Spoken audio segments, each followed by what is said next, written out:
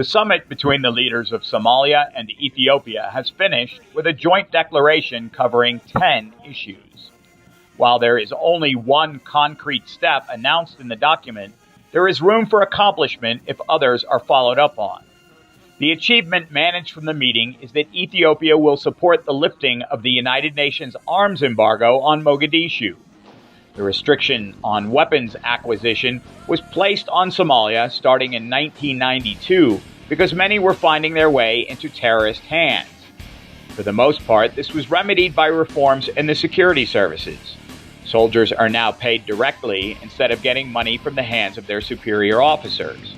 And professional training has been performed in Turkey, Eritrea, as well as by foreign forces in Somalia. The sanctions are up for review again in November this year. Ethiopia's support, if it should bear fruit, would enable the Somali National Army to be better equipped to fight al-Shabaab.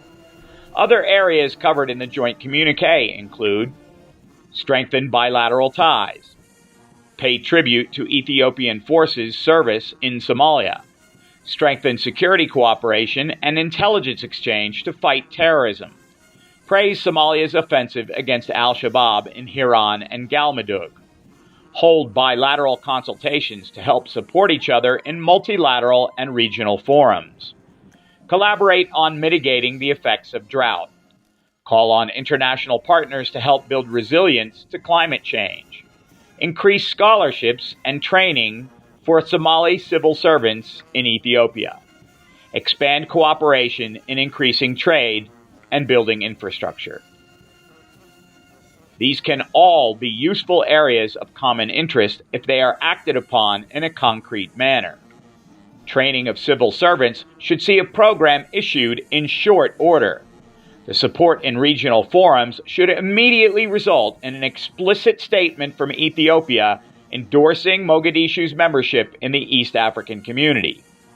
On drought and climate change, the two neighbors should schedule a summit to be held in Ethiopia among regional actors and international institutions.